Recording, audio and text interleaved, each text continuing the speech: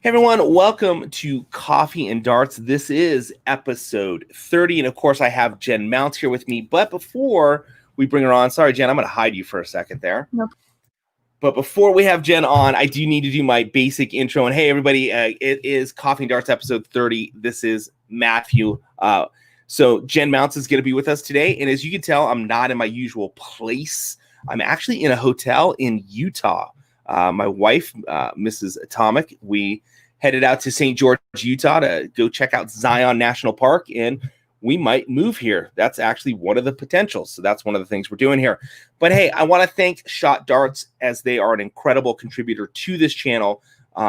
They just show us some love. They show you guys some love. So check out Shot Darts at shotdarts.com. And of course, MagicWear. Wonderful, incredible jerseys. Loving those. Don't forget to check out atomicdarts.com, where you can pick up this jersey, your very own first edition Coffee and Darts jersey. It's available on the website now for a limited time, and you can get your name printed on that as well. All right, let's go ahead and bring Jen on, and we'll get into what we're talking about today. Hey, Jen, how's it going? It's going awesome. Thanks, Matt. Glad to be here. My favorite topic. Wonderful. What are we talking about today? We are talking about sponsorship, but particularly, I think, in 2020 and beyond. Because if you had caught me, 4 or 5 years ago, I think I've really covered this topic quite a bit, all aspects of it. But things have dramatically changed, and they're kind of getting more and more extreme. So I still want to try to dispel some myths that are out there about sponsorship and give some tips on how to actually obtain it and keep it. Wonderful. Great. Because, sponsorship is a big question that comes up a lot. And I get it from two angles. I get it from, how do I get it from a YouTube standpoint? But then I also get people that ask me to sponsor them. Sure. And then I also get those people that say, hey, how do I get sponsorship? So this is going to be a great topic. Before we get into that, real quick, I do want to say that Jen and everybody there at MagicWear has been kind enough to offer up a $50 gift certificate for anybody that's watching the stream that can answer this question. So just recently, my son Dylan, as you guys all know, loves darts. He beat me in a game of 301. If you can mention in the comments how he beat me, we're going to pull from those that can get that answer correct. And they're going to get a $50 gift certificate to MagicWear so that you can pick up some incredible jersey stuff. All right, Jen, let's get into sponsorship. Let's talk a little bit about the older stuff, because I know you did a video on sponsorship a couple years ago. And then let's go into where we're going.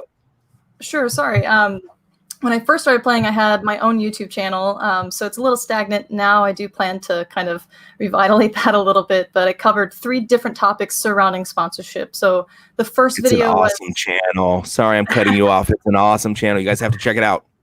It's no problem. So that series is called Whiny Wednesdays, and I'm not necessarily complaining about topics, which is kind of what that seems like it is, but it's more just talking about any kind of like darts related topic, or like it's almost like a how-to series. So the first one is dispelling really common myths about sponsorship, and the second video was how to actually obtain it once you realize what it's not about. And then the third one is how to develop your own personal brand. And this is the interesting one that's kind of really evolved over time and become more prevalent now more than ever with the power of digital marketing.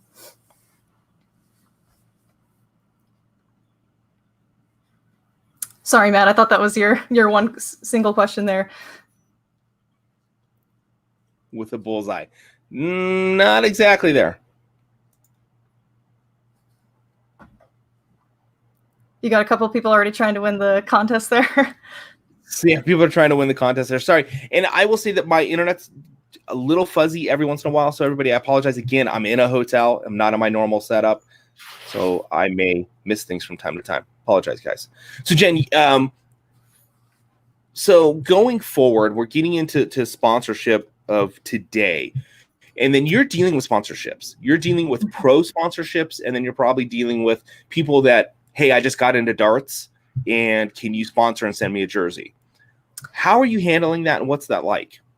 Sure. I think it's kind of pretty clear to compartmentalize that in your brain. So I spent the weekend actually writing out a pretty extensive blog covering not just what we're talking about in this video, but a very like well-rounded aspect of how to look at sponsorship as a whole from any standpoint in your career and how to negotiate your contracts moving forward past that point. So there are really just 3 types of sponsorship. And I think this is pretty cut and dry in the world of darts. You have number 1, which is product sponsorship.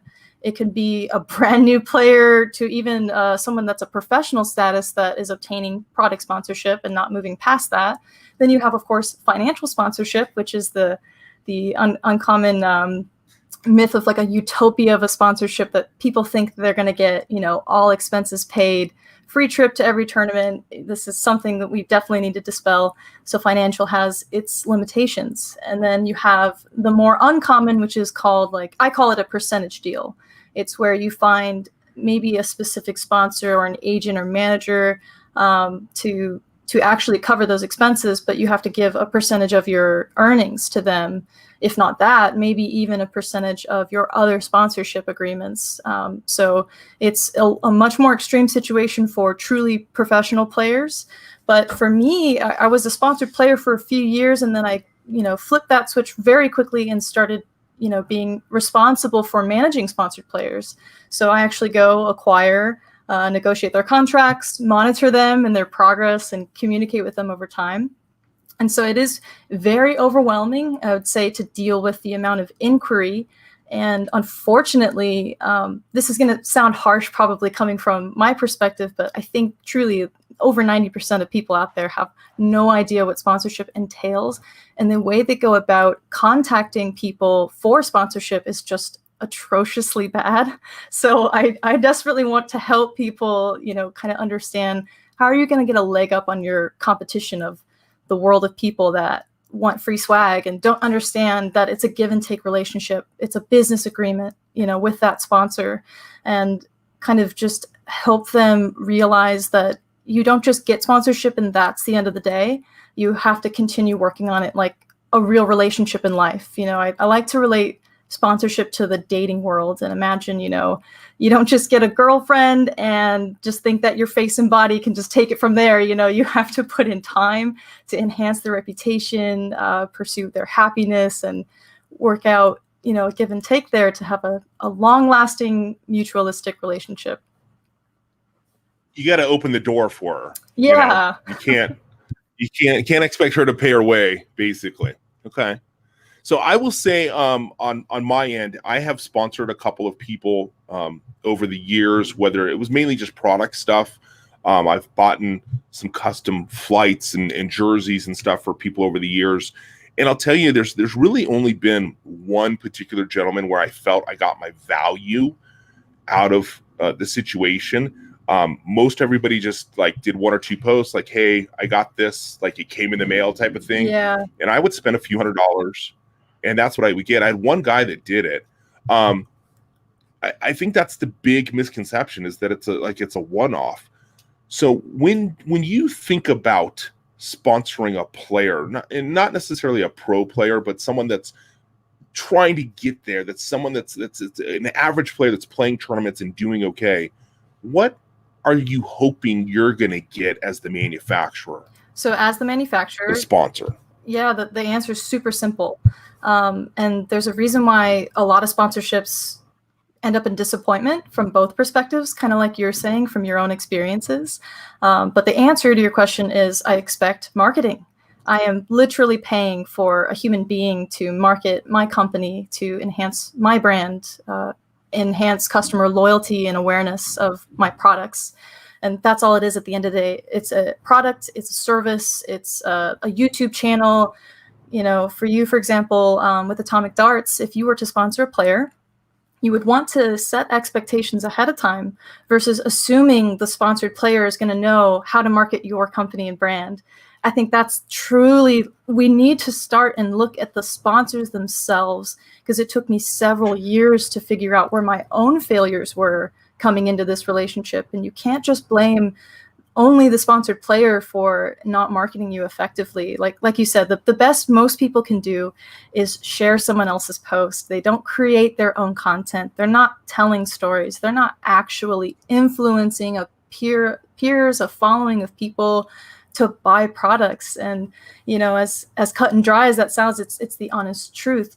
Why would I invest in a human being, you know, to be a sales rep or a sponsor that is going to market for me, when I can go start a Google AdWords campaign and organically grow, you know, my website, my search engine optimization? There are so many avenues of advertisement that I can go, because sponsorship is not charity. It's not philanthropy even. It's awesome if it is. Don't get me wrong. There are absolutely companies out there that will create a one-off situation for you and just give you gifts for your talent. And, you know, maybe that's just coming from a place of pride, like a local bar owner. You see that a lot. For those of you out there that just don't have it within you to understand what social marketing is, social media marketing, digital advertisement, you don't think that you have it within you to have that kind of a personality. There are different avenues for you. You don't have to be sponsored by an actual brand or personality. You can go find a financial backer, like that percentage deal I'm talking about. You can go find a local bar owner, an amusement company, someone that's going to want you to take home the gold and, you know, show some pride for your local town and just wants you to win and have a good career. That's philanthropy. You know, you're not creating a return on investment for them. And for me, to elaborate on your original question of kind of what do I expect out of that person, I am on the more extreme end now that I've experienced being a person that acquires sponsored players, knowing what that upfront cost is. It's super expensive to sign on a player, even product players. You know, beginning out, you have to set up a player profile, you know, do a whole marketing campaign on announcing their sponsorship, promote them, create exposure for them, because they haven't put in the time to travel the nation, to travel the world and make a name for themselves. You're fast tracking their career. I'm more of a fan of going for the pro player and enhancing what they already have and teaching them different aspects of how to grow their own brand. But with a brand new player, it can be really tough. And I would actually expect them to create a 3 times return for me. So if I give them $100, I want to see $300 coming back to me over time. And that is because companies like AtoZdarts.com, MagicWear, we have spent, well, not just MagicWear, A to Z has created a dynasty over 30 years. They have created, you know, dozens of jobs for American people. They support the local community of darts, the national growth of darts. They sponsor the championship dart circuit. They have an impact on the world of darts far greater than you ever will as an individual. So when you look at a partnership like that, you know, it isn't 50-50 at the end of the day. What they're doing for the world of darts, you're walking into their whole bubble of opportunities and exposure and connections. And because of that, I personally believe that you should create a 3 times, you know, return on investment for them. So let me ask real quick, in regards to that, and maybe we can use Jeff Springer as kind of an example, because I know you guys are friends, so you'll have some insight on that.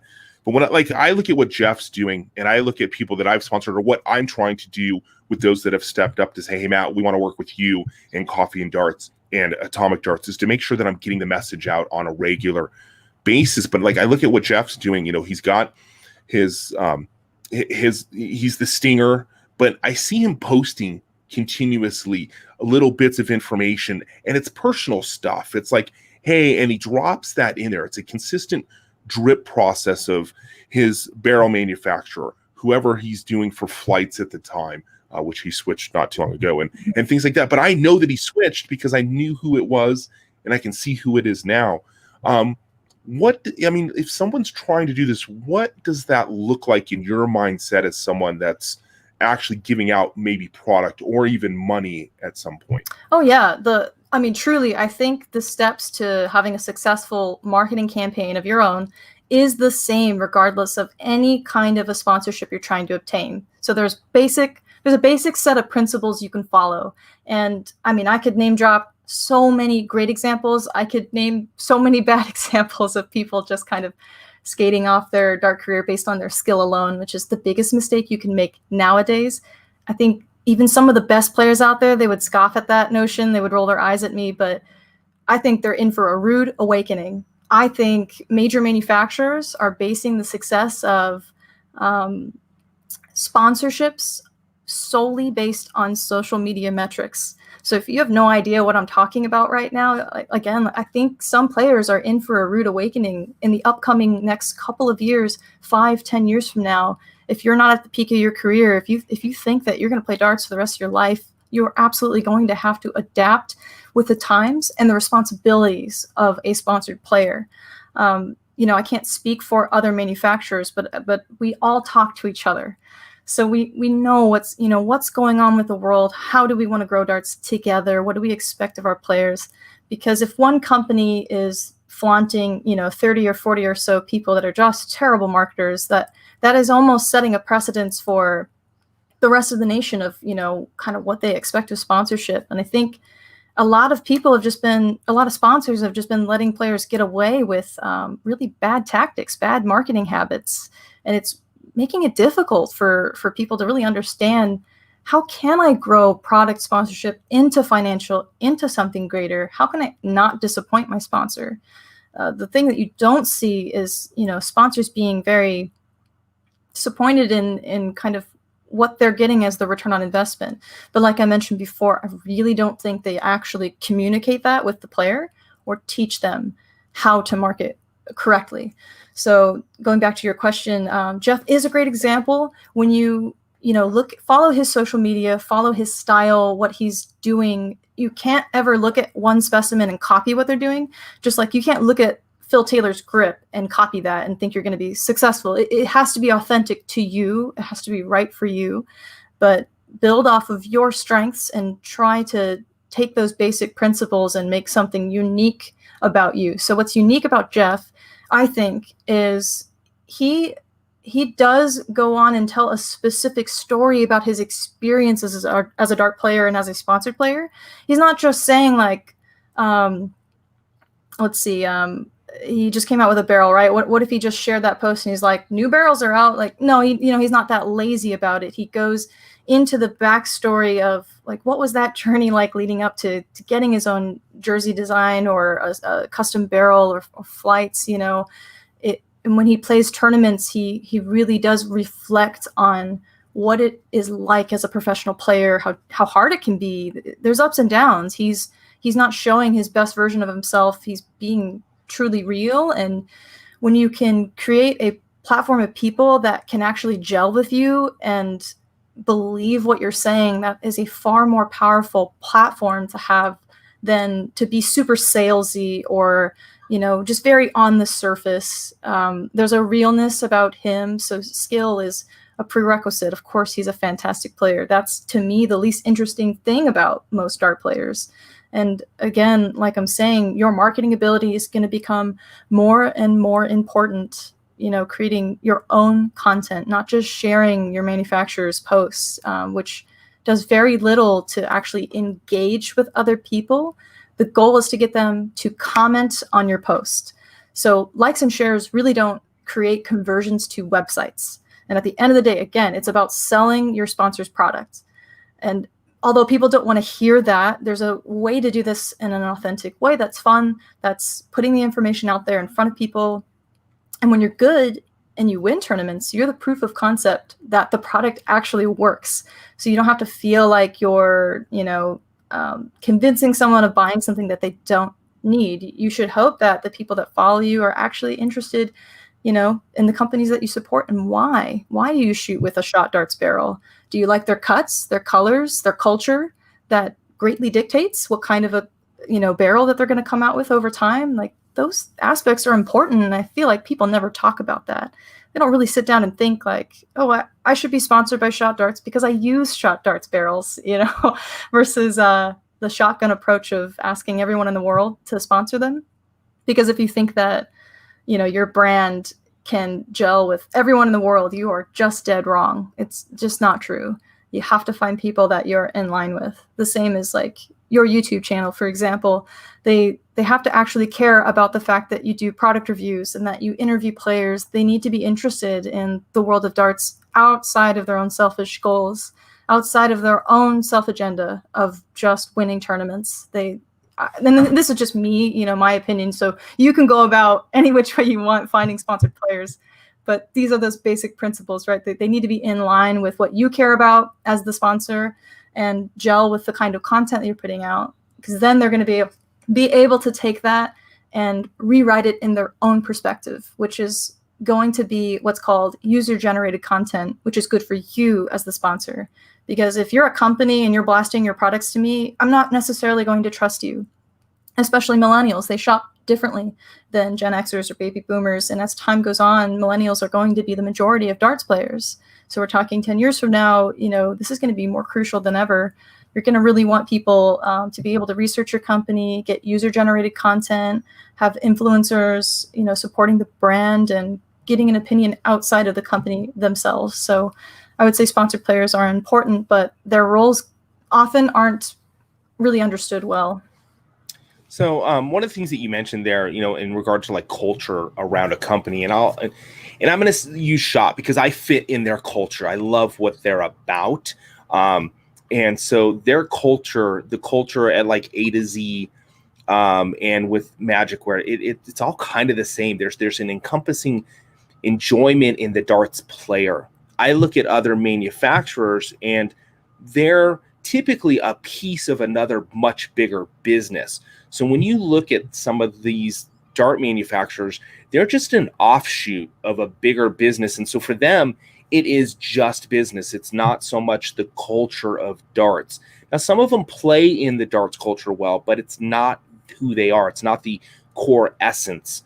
And I will say, when I look at players, like Jeff, the reason I use him is because he uses his personality and his who he is as a person to talk about his manufacturers that are sponsoring him, his new barrels. He showed, it's coming along. Let me give you updates. It was a personal journey that we all got to enjoy. Right. And so as I look at people that come to me and, hey, Matt, how do I get this? Or would you do something? I want to see that are you watching what I'm putting out? Are you a part of, when did you start liking the channel? When did you start coming to Atomic Darts for stuff? Don't do it the day before or never, and then say, hey, So I would say if you're a player or a YouTube channel, we'll just throw that in the mix, that wants something from a manufacturer, are you buying their product? Are you using their product? I have a barrel being designed by Shot. I sat down with them and said, here are pieces that I like from other barrels. We designed a barrel. They're doing this stuff right now with them. I'm getting 50 barrels first run to give it a try. But I do that because I love their product, not because I was like, oh, that's someone who will manufacture something for me. Yeah. Now, a question being, so say I'm a new player, I'm a younger new player, but I've got some skill. I'm enjoying the darts. I'm kind of got the social media presence because that's my life. I live on my phone. What would you say to the younger player as they're asking these questions, or they're looking to try and dive into the idea of getting something for what they're doing? Oh yeah, I dive super deep into. I mean, you're hitting all these questions, right on the head. They're the exact right questions, and criticisms as well. So, when just taking a back step real quick, you mentioned when someone is approaching you about sponsorship, they're just doing it, like I mentioned before, in an abhorrently terrible way. They're hitting you up. They know absolutely nothing about your company. They might just message you on Facebook Messenger, broken English, right? Not even correct capitalization. It's not professional. And they're like, "What up? What can I do to be sponsored by you?" That's just the most, lazy, unprofessional, ingenuous way to go about that. You really should do the legwork to research what they're about and why you're going to be in line with them, and mention that in your initial message.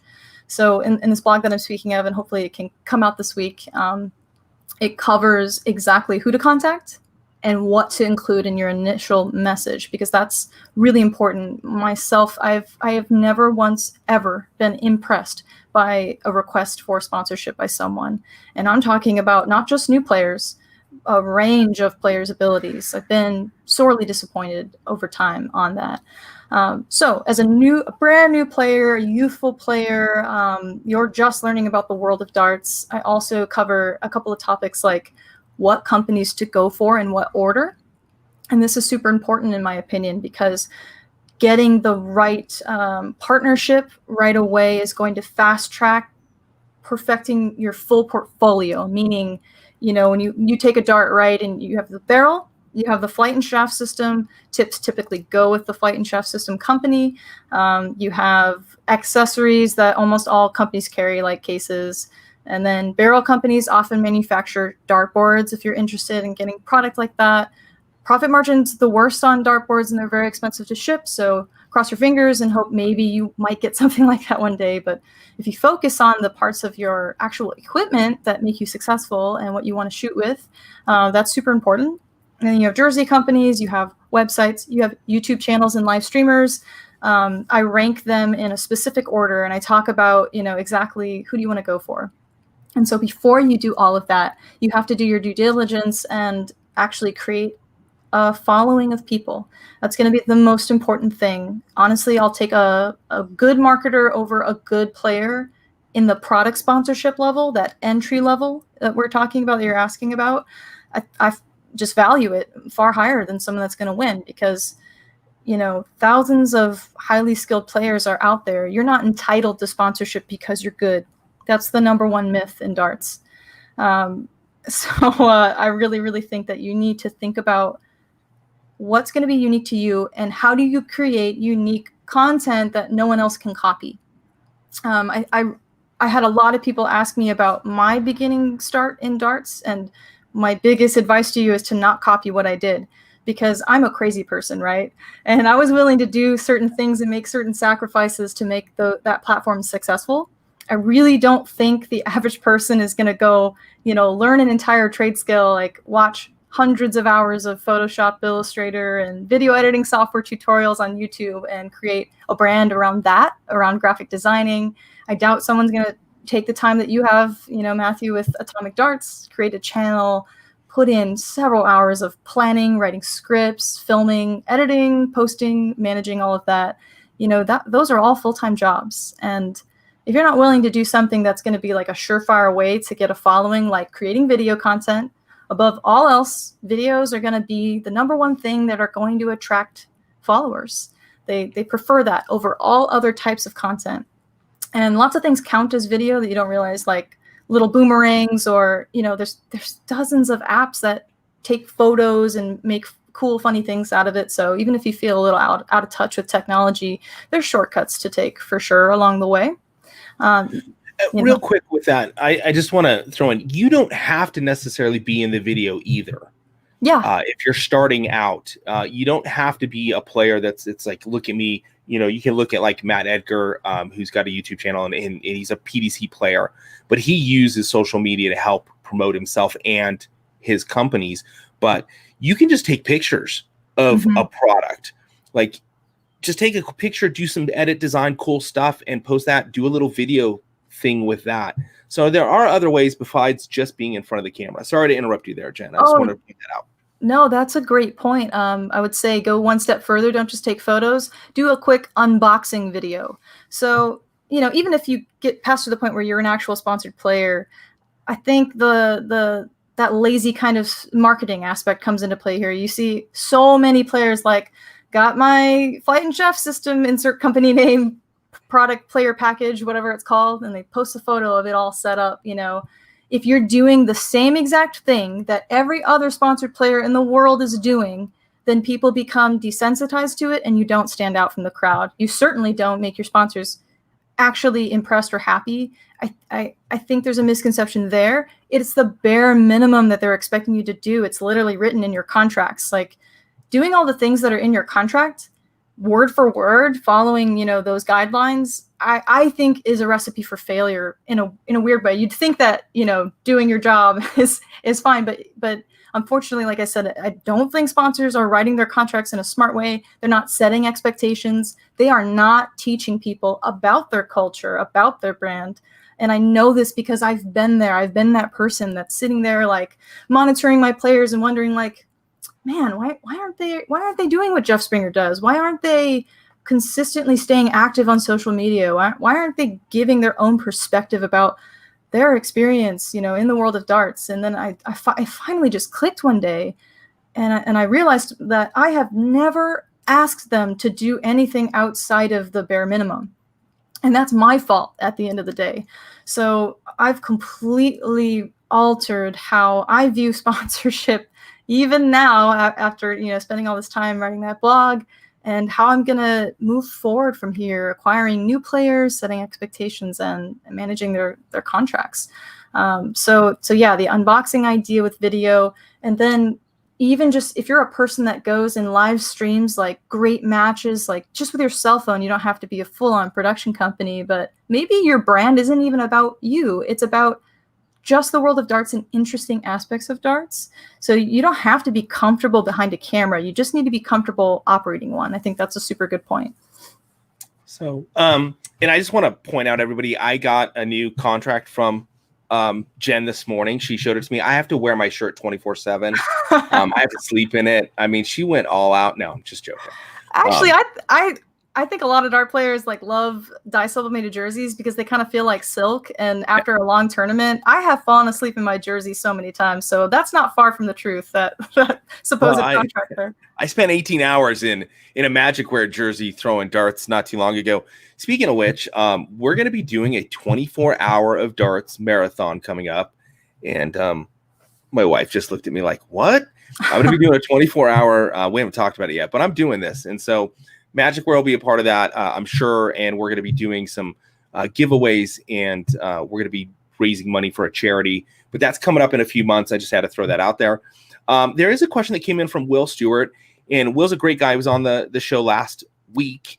Right. And he runs Quarantine Darts. But he says, hey, so let's say that we have a quality player wants to get sponsorship, but can only do like 4 to 8, mid-level type tournaments over a 1-year type period. Is that a concern, the number of tournaments they're doing? Or is it really at this point what you're doing on social media that makes the difference? That's a great question. I think there's 2 answers to this question. So at the product sponsorship level, I think that's exactly bare minimum. Traveling. The thing is, though, what tournaments? So I'm just going to throw something out there. Like the hard thing about this topic is, I can't give you guys super specifics because I can't reveal actual aspects of contracts. You can't leak that information. I can't tell you my past experiences being a sponsored player, exactly what my agreement was. But in the blog that I wrote, I danced around it a lot and tried to give specific numbers, timeframes, that are ranges, versus saying like, yeah, based on this exact contract, it was this amount of time or money or whatever. So the product sponsored player, I think they should be traveling outside of their state once a quarter. So that meets your, 4 tournaments a year kind of deal.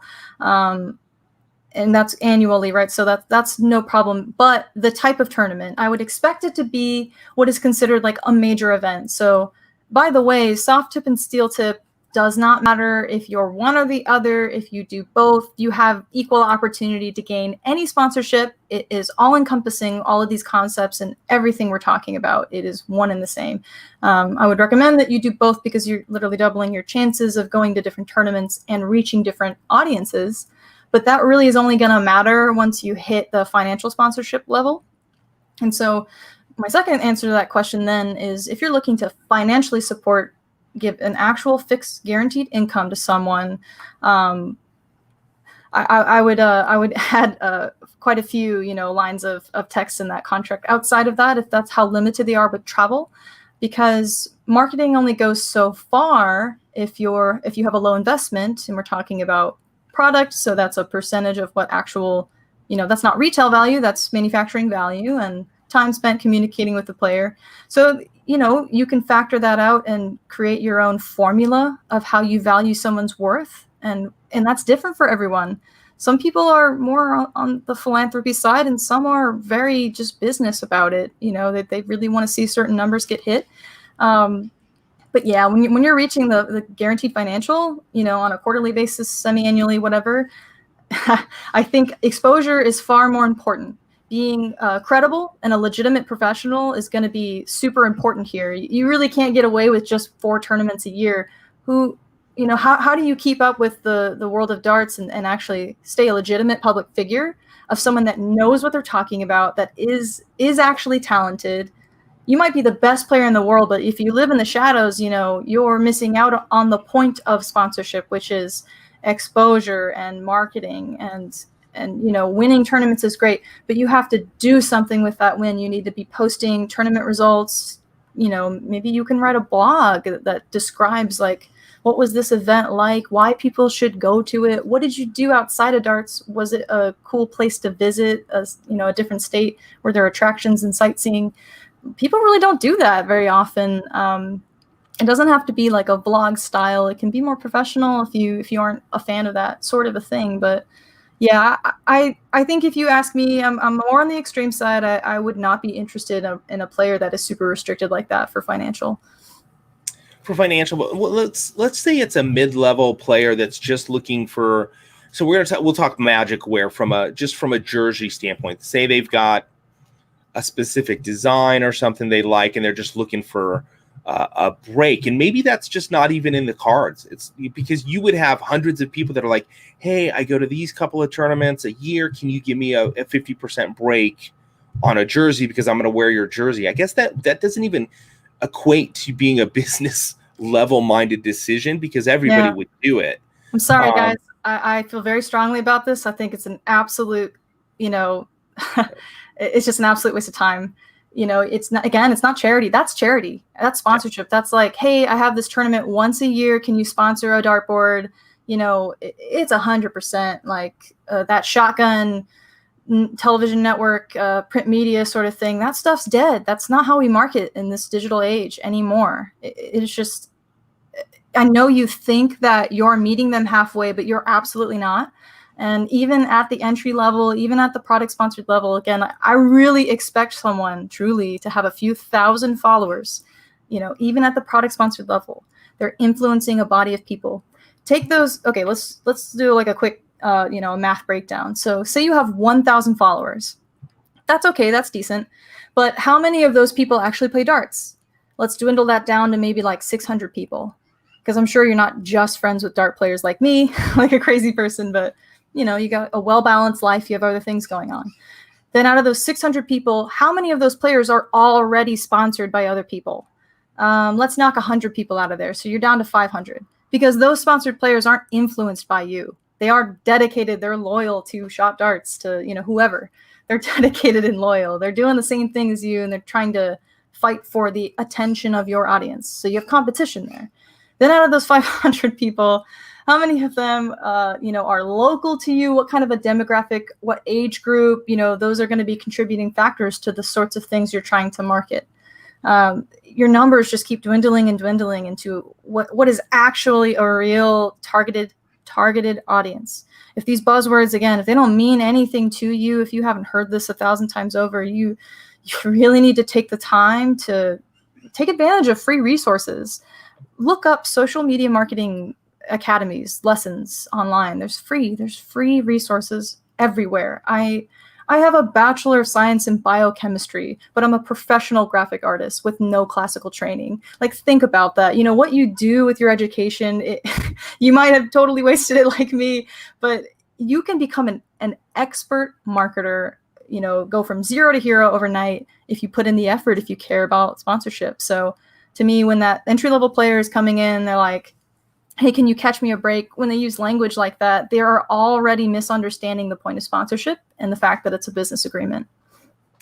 So just kind of to put some of this into a quick, concise thing, at least what's coming into my head is, one, you need to already be doing something. You can't just come in out of the gates and be like, hey, I just picked up my first set of darts and a dartboard. Someone throw something at me. So make sure you've got something, that you can pull out and say, here's what I'm doing. And I'll be honest, it doesn't mean that you have to be going to every tournament around. Maybe you've got a circuit of tournaments, you've got a group of friends, but that's going to show on your social media. If you go to my social media and you look at my grouping of friends that I know that are darts players, it's high. If you go to Jen's, it's high. You should, like, if you came to my personal Facebook page or you went to Jen's or something, you should see a list of 20, 30 people that you already know that are her friends. That means you're in that community. You're part of that, thing. If you've got one friend in there, because we all like each other, basically. We all communicate and stay together. We're community. We like each other. Yeah. So be part of that. Be doing something in the community and not harassing the community. Let's just say that right off the bat. And then be playing the product already. Don't ask for product that you're not. Now, sometimes manufacturers will say, hey, we're seeing you. You're in the community. Let me send you something so you can check it out. It will happen. But if you're asking for something from someone, use what you're asking for. So would that be a good, that's an entry level, right? That would Absolutely. be like, that's like, hey, I want to get my foot in the door type of mentality, and be a part of the darts community or whatever community it might be that you want to do. Maybe it's cornhole. Maybe you're like, hey, you caught this video and you're like, I want to get into cornhole. Well, be a part of cornhole. Don't hit up the darts guy for sponsorship unless MagicWear is doing cornhole jerseys. I'm just saying, could be, but just make sure that you're using whatever it is. And real quick, I just want to say, guys, there's a $50 gift certificate from MagicWear that's going to be available, and we may have to extend this beyond the live show because no one's answered this question correctly. Dylan just beat me a couple of days ago. How did he beat me? He beat me with a killer checkout. I'm going to say that much. I'll give you that hint. Okay? Because no one's gotten it right. He beat me with a killer checkout. You might have to go do some social media searching to find the answer to that. Okay, so Jen. All right, so I'm a player that's been around for a little while. I'm doing stuff, but I just want to get my foot wet into getting some kind of sponsorship. And I'm doing some of the social media stuff. I've heard that. I'm doing that. I'm kind of in the mix. Where in your mindset should someone look first? Is it clothing? Is it, and why isn't there a shoe manufacturer out there sponsoring? I know, we talk about that all the time. Man, I talked with Peter over at Shot about it. I'm like, dude, you got Puma the brand. You need to go talk to Puma the shoe brand, and you guys can come on. They probably don't like each other, but it's just because of conflict. But he brought that up. He actually brought that up. But I'm like, you guys can get over the bridge. Come on, we'll go to Audius then, because the Audius and Puma, of course, brothers. They fight. Let's make it work. Anyway, I still don't get the shoe thing. Maybe MagicWear will do a shoe. Who knows? Yeah.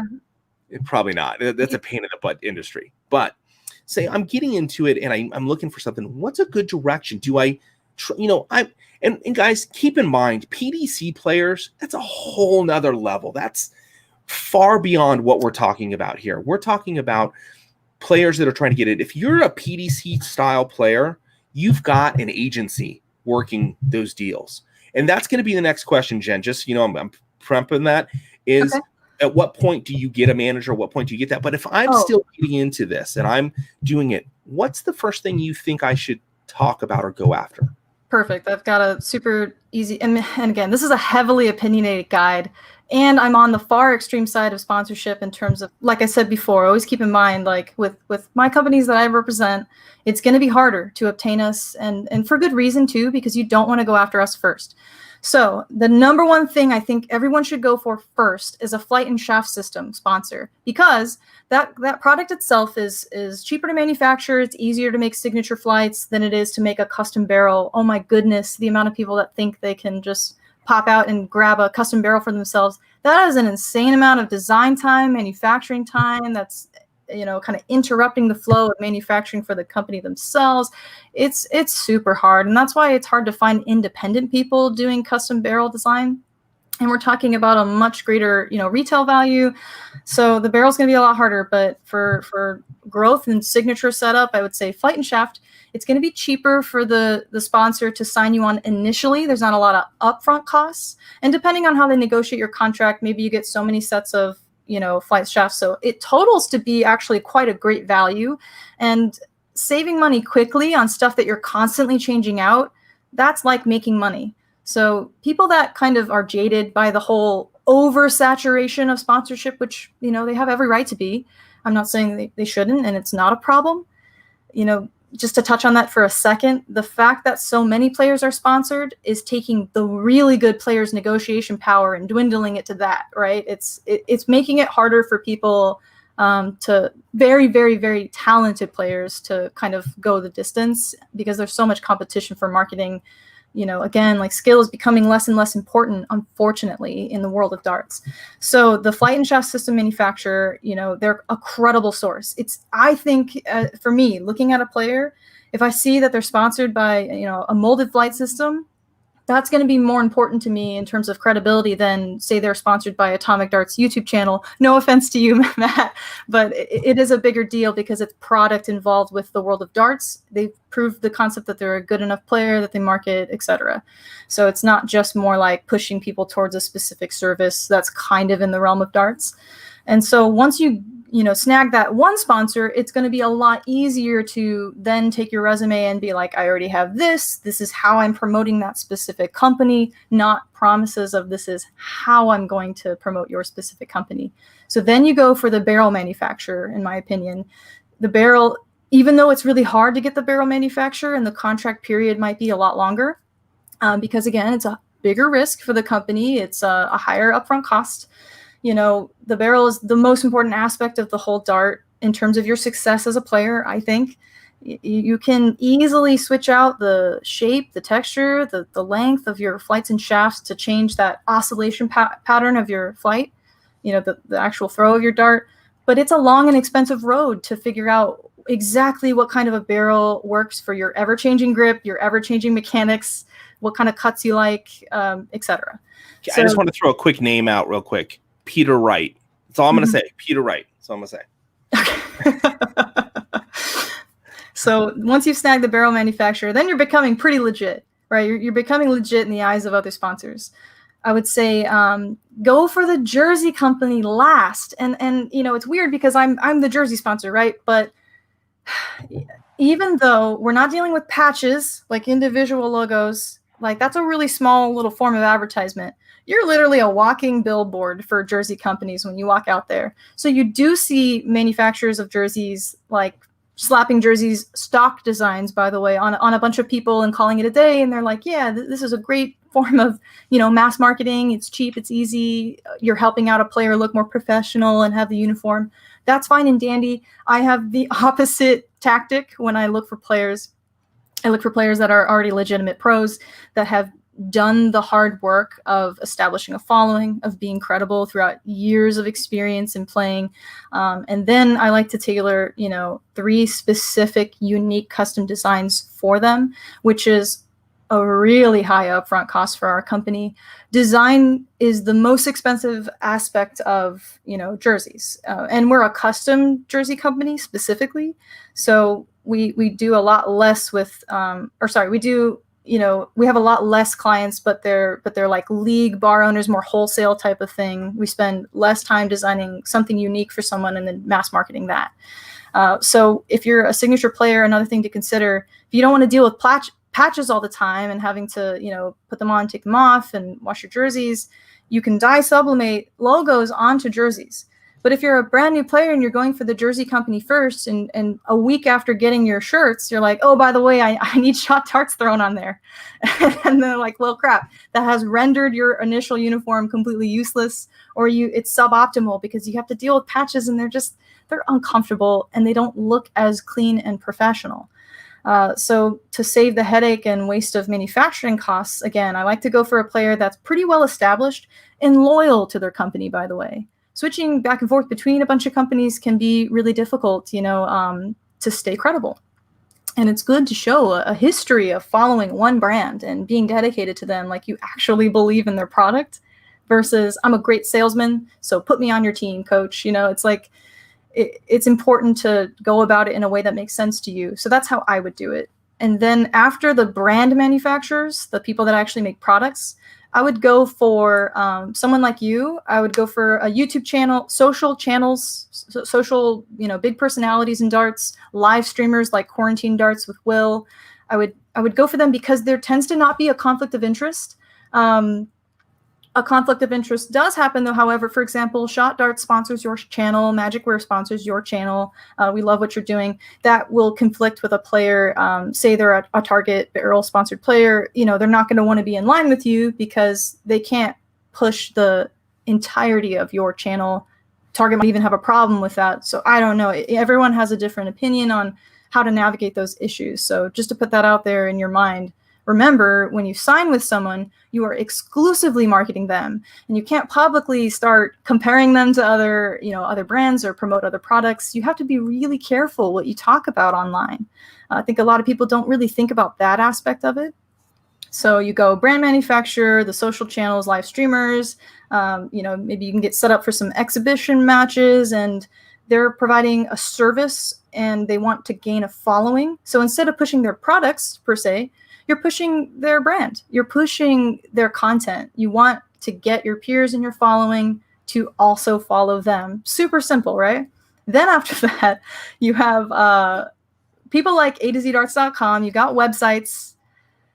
You know, the longer I do this, the more I truly believe we stand to gain as an online website reseller of darts. We stand to gain the least out of sponsoring players, because the good players that are good marketers, good talents, they are already in line and loyal to one barrel manufacturer, one molded flight and shaft system manufacturer.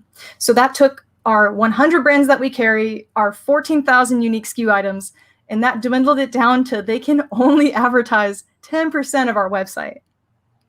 So despite that, we still have a small team of players that we do support, and we're trying to think of innovative ways to actually create a mutualistic relationship. So there's different opportunities that are in line, and when they can, they promote certain aspects of our site.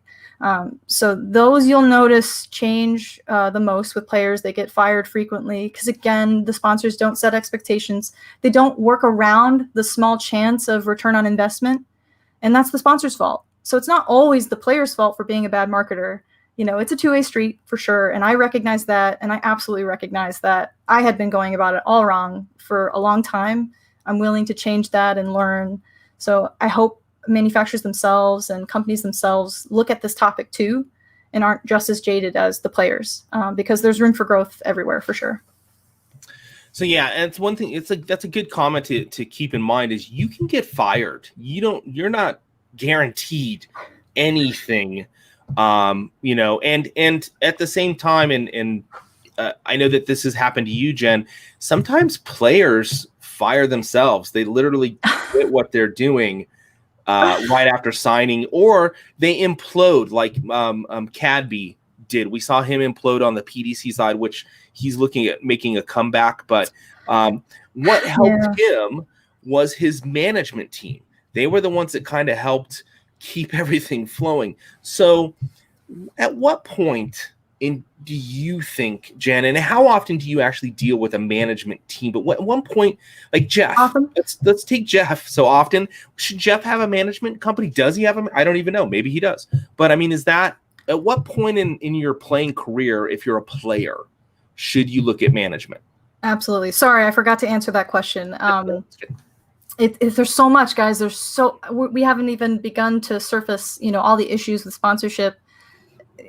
Again, I spent all weekend writing a blog. So to answer that question, again, this is very highly opinionated.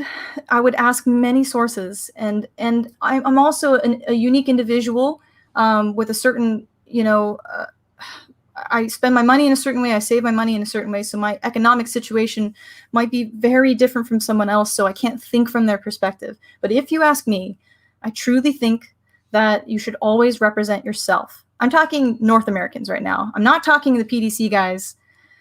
Look, if you're not Larry Butler or Darren Young, your skill alone is not going to be a prerequisite for a percentage deal, like an agent or management. And I really don't think it's very popular with Americans. I know a few. I'm not going to name drop them or the companies that represent them, because I'm not sure if they're comfortable with that information being out, or even, advertising themselves as an agent. Maybe I'll ask them after this conversation to see if I can use them as a reference. But it does exist. However, it's tough, you guys, and you're not just doing a simple, like, 1-year contract. These are very, very intense agreements. We're talking, and I can't give specific percentages because I honestly don't know, but I can only imagine if an agent is representing you, managing your schedule, setting up exhibition matches, dealing with your social media, fronting all of the expenses for your major tournament travel nationally and internationally, you're probably giving up quite a large percentage of your income from earned income from events, earned income and what do they call them, endorsements from other sponsorships. There's clearly, a sacrifice there. So if your goal is to be literally the best in the nation, the best in the world even, and you need to focus on just showing up and playing darts, yeah, like it can be super appealing to go that route. But, it can be really tough because I personally like putting in the effort to manage my own schedule, manage my marketing presence. I think I can do it better than anyone else for my specific style. It's something that's natural to me. I don't mean that from a place of arrogance. I wouldn't trust my own brand in someone else's hands. They are experts at what they do. But when you're reducing that skill level, I hate to specifically name players because I don't mean to disrespect any other great players out there. There's too many to mention. But again, if you can't hang with Larry Butler, if you can't hang with Darren Young, if you cannot hang with anyone any tour card holder in the championship dart circuit, I really don't think you're going to find a successful relationship with an agent to where they're sending you all over the nation and you have that high pressure to win singles events. I mean, it's hard. It's really hard. And you typically only see a few people that have a really good streak of consistently winning major events, like the people I mentioned. And that's over a course of decades of experience. So on the flip side, I have to try to say one positive thing about this kind of relationship for Americans. It would be pretty cool to, regardless of your financial situation, regardless of how well you're doing in a quarter, maybe you have a series of bad performances and you're just not making money at tournaments, you're losing money, you can't afford to travel anymore the rest of the year. It would be pretty sweet to have a guaranteed financial backing to go anywhere in the country, anytime. Again, I don't know the actual details of what constitutes the events that qualify and how often you can travel. Maybe there's a cap or a limit to that. But say you can go to 20 tournaments in a year and guaranteed you're going to go there. Think about the amount of exposure, the constant, activeness, that you're always in front of other professionals. You're getting a crazy amount of experience playing high-level competition all the time with a lot riding on it. You're only going to get better and better at winning those events. But again, if you can't imagine yourself, taking a leg off the legends, the American legends, then I really don't think this is the right avenue for you. And taking a step back to try to better answer this question, even at the level of like people that are considered pros, but again, they're not the top 10 in the country. Jeff is, as the example that you put out, I mean, he's consistently always getting better, but once you hit a certain level, you're going to plateau a little and you're going to get a fraction better at a time. So I don't know how to compare him, to the top of the nation, but there are agencies that have surfaced the darts world, and I want to mention one so badly because they were just so terrible and created so many bad scandals and hurt a lot of players' careers. But anyways, there's risks involved with this. Some of them do surface, and you can find them. They might take a lower percentage, of all those things I mentioned before, and get you to just some major steel tip and soft tip events. So it's possible. But I really think a better avenue for an up-and-coming player that's financially struggling to get the exposure, to keep their other sponsors happy, I suggest going after bar owners, people that own small local businesses. Don't discount them. Because, again, like I said before, they have a philanthropic spirit. They do want to see their local players doing well and get some bragging rights along the way. Not all of them are like this, but from my experience, I think I know the bar industry pretty well. And I've seen so many times under the radar. It's not even like public knowledge. They help players all the time. They give them actual money. They impact their careers greater than some real sponsors do sometimes. So don't discount, your local bar owner, your local, whatever, and set up a deal with them. Take all these principles that we just learned and write your own contract. What's stopping you,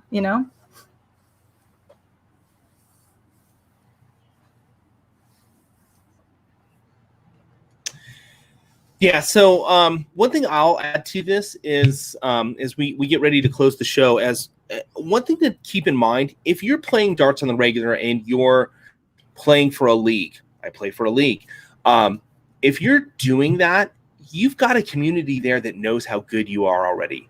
You've got a community there that's already supporting you. Don't be surprised, because we've had this happen in our league. You know, we've had past players who live in other areas of the country who are going to a tournament or they're doing something. I've got a friend, Sandra, out of Canada, who's a professional darts player, but she still has to raise money to go to certain tournaments. She'll literally ask her community, say, hey, I've got this tournament coming up. You know, I've donated charity stuff so you can auction it off. If you want it, you're going to go get it. In regards to management, I brought that up because it seems to be kind of going around for a number of industries right now, this whole get a manager, because of maybe the way the world is right now or how things are. And I think in our sport currently, unless you are in that upper echelon where you're literally making a living, when you can say, I can walk away from making a living and all I do is play darts, that's time for it. Keep in mind, Mervyn King, I think he's in the top 30 in the world still. He did not go to Summer Series because he was working his job to pay ends meet.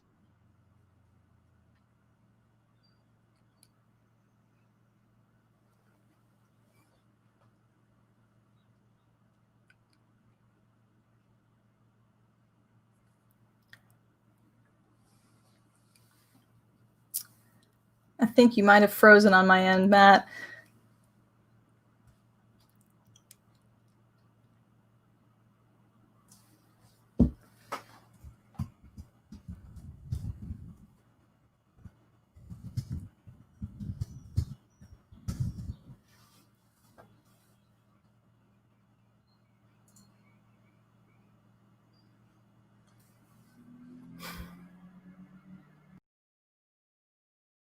Guys, sorry about that. I think my stream got killed again. I'm in a hotel and everything just went here. So hopefully Jen's coming. Hey Jen, are you back? There you go. Sorry about that. I think you were frozen on my screen. I don't know if that was for everyone or what the deal was there. Yeah, no, it was. I think I'm in a hotel and like everything just went and then it reset. So I think that was me. Sorry to everybody that's watching. Hey, so like I was saying, if you can't walk away from your day job to play darts 100%, don't worry about the management side. And I was mentioning Marvin King. And I mean, here's a top player who was working a job. Now, they weren't playing for quite a while, so give him credit for going out and doing something. But he missed Summer Series, you know, because of his job. So if the top pros find it a struggle, it's a beautiful sport we play, guys. It's amazing. You have to, it's just amazing. It's just not a sport that's going to pay your bills. Let's be honest. Yeah. So enjoy the sport. And if you're good enough and you're doing the social media aspect and you're putting yourself out there and you're representing well, it's okay to ask to help. So correction there, ask to help a brand continue getting their name out there. It's not for you. It's for you to do for them. I don't go to Jen and MagicWear and like I was building this for a while, as you guys know, before I said, hey, look at what I got. You know, this is episode 30. Jen was on episode 20. She's on episode 30. So we're going to do this like type of thing. But literally, you know, I had something to say, here's what I'm doing. So guys, it's not that you shouldn't ask to help a brand, but that's it. You got to help a brand. And I want to point out real quick as we close the show here, two things. One, Jen has twisted my arm and asked me to be on the show every month. No, that's not true. I asked Jen if she would join the show on the first Monday of the month, and she has graciously agreed to, when she can, be here the first Monday. So we're going to continue this conversation and many more about darts. You're going to get a manufacturer perspective. You're going to get a professional darts player perspective, because she's got both of those. You'll get my perspective, whatever that's worth. And we're going to talk darts together monthly. And of course, coming up, we've got Dax, who is a blogger. Jen turned me on to talking with Dex. He's coming on Thursday. We're going to be talking darts with him. That's going to be amazing. Next Monday, I got Tori Kuish. She's going to be on Monday. She is a new signed shot darts player. Her barrel just came out. I just did my review. It's coming out in a couple of days. Got to do the edits. Awesome. Beautiful dart. Oh my I know. gosh, that's a gorgeous dart. The color, the feel, it's a beautiful dart. It fits my style. And then we've got Adam from Darts Planet TV. He's going to be on. And then Very cool. talked with and got a confirmation this morning from Dawson Michelle. He's going to come on the show. We're going to talk darts. We're going to talk lawyerism. We're going to talk video games. So those are upcoming things. And then Jen will be back on next month to do this all again. And I'll be in the studio, not in a hotel. Let's hope. But hey, guys, I just want to say thank you, everyone, for being here watching this. Thank you, Jen. No one answered the question correctly for the $50 giveaway, so we're going to continue that. Here's what I'm going to do. You can watch this, on the repeat if you're watching it on the repeat. But here's the thing is, there's a social media post I did. So you're going to have to go to my different social medias. And it's a little movie clip of Dylan telling you how he beat me. This was only a couple of days ago. Go find that post, comment back on this video, okay? Because it'll be live, it'll be there. Or it won't be live, but it'll be repeat. So go post that, and tomorrow sometime I will randomly draw a name, and you will be the winner of the $50 gift certificate from MagicWear, so you can get an awesome jersey or work towards getting an awesome custom jersey. So thank you all. Jen, thank you so much for being on the show. I love having you on the show. This is awesome. I hope that we answered everyone's questions. Real quick, Jen, you want to give a... Yeah. Oh, I hope. Yeah, I'm sure there's more questions. Totally. Always going to be questions. But if you want to give a shout out real quick, where can people find you? Who do you work for? Give us that shout out right there. Let's do some of that social media push. Sure, of course. So I keep alluding to this blog I wrote over the weekend. It's not published yet, but if you go to a2zdarts.com and the very far right tab on desktop, or click the drop down menu and go all the way down to our blog, it's going to be the latest blog post. It'll either come out, today or anywhere towards Friday. So this is going to be way more in depth of everything we just covered, and a lot more advice on exactly how to navigate this crazy world. If it's worth it for you, it's okay if it's not. So I'm the on-site graphic artist for a2zdarts.com, and I run MagicWear. I'm also responsible for managing the sponsored players for both companies. But I would say 80% of my day is more MagicWear designing, growing the company, and we're a slow grow. A lot of people don't realize who we are because we don't appeal to the masses. We don't appeal to individuals. We're working towards that, but we're more of like behind the scenes, custom for league operators, event coordinators, the people that are making darts, happen and thriving. So that's essentially, those are my roles. And you can always find me, Jen at either company. So Jen at magicwear.com, Jen at a2zdarts.com. Please don't message me on my personal Facebook. I get messages hundreds a day. I just, I'm sorry, I have to separate business from personal, and more than likely, it's just not the appropriate way to ask business questions anyways. So try your hardest to go to the actual social media pages for Magic Darts and MagicWear, and we can help you anytime. We're all about customer service. So you don't try to find me personally. Find me through those companies, please. Yeah, even with this world of being available so much easier, you don't have to you're not going to Elvis's house and hitting on the gate to try and talk to him. We're readily available. Personal's personal, business is business. If you're asking for sponsorship or you're wanting more information on that, keep that business side. If you happen to know Jen from a personal standpoint and she's accepted you as a friend, keep it there. Keep that there. Don't do business at that point. Let's just that should just be a general rule nowadays in this world of social media. There was a quick question that came out, and real quick, we got to wrap this up. In regards to the way play is happening now, and so I think this is a real important question. We'll take 5 minutes and do this real quick.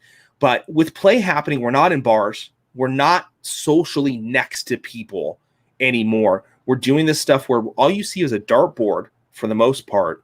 You might see a person for a little bit.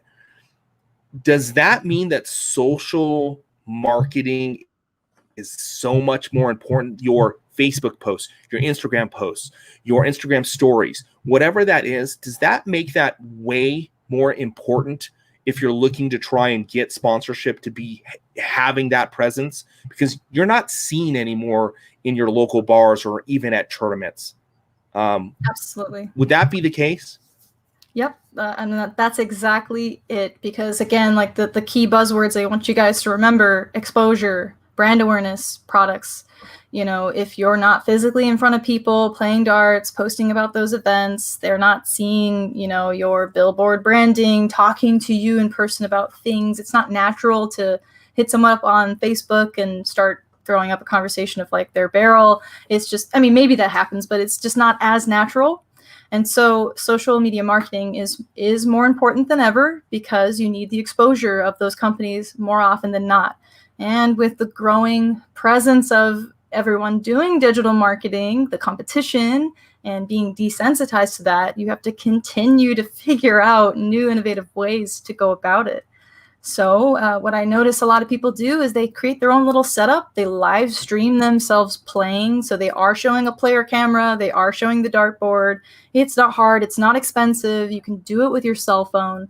Again, go on YouTube and research this stuff. Or if you have a close connection, don't bother strangers to figure out their live streaming setup. They don't want competitors. They don't want to tell you all their trade secrets. Professionals almost never give you tips on how to improve your darts mechanics and forms. They don't want the competition, right? Almost always. Some are very nice and share their knowledge, but it's just not reasonable to go bother strangers. So figure it out. Ask people outside the industry how to do it. Live stream yourself in your own practice routine. There are so many methods that you could go about staying relevant, staying active online, and do those unboxings. Try out a new piece of equipment, learn about it, actually become knowledgeable about product in darts. You don't necessarily have to do a beautiful product review with, very enthusiastically like Matthew does, but try your hardest to still keep your own sponsors relevant. So we will end it with that, guys. Social media is where it's at right now, and make sure you're playing. Don't just come out of the box and think you're going to get someone to throw you something. So make sure that you keep playing, guys. If these are questions that you've had, hopefully there's some good answers for them. If you've got more questions, if you've got stuff you want to talk about that was brought up in today's show, you know how to get a hold of me. DM me, Facebook, YouTube, however you want to get in touch with me. Give me the questions. I'll answer them as best I can. If I can't, it makes for another show where we'll bring your questions to the show. And again, I've wrangled Jen up to hang out with me at least once a month, and I'm sure she'll be happy to answer questions. So thanks, everybody. Thank you, Jen, for being on the show. Thank you, MagicWear, for being a sponsor of the show. Thank you, Shot Darts, for being a sponsor of the show, and for all of our past guests. Hey, I really appreciate it. We'll see you guys Thursday morning with Dax. He's going to be here talking darts and talking tips and tricks on how to better play your darts. Thanks again, everybody. Have a wonderful day. Thanks, Jen. Enjoy your day as well. Everybody, see you on the next one.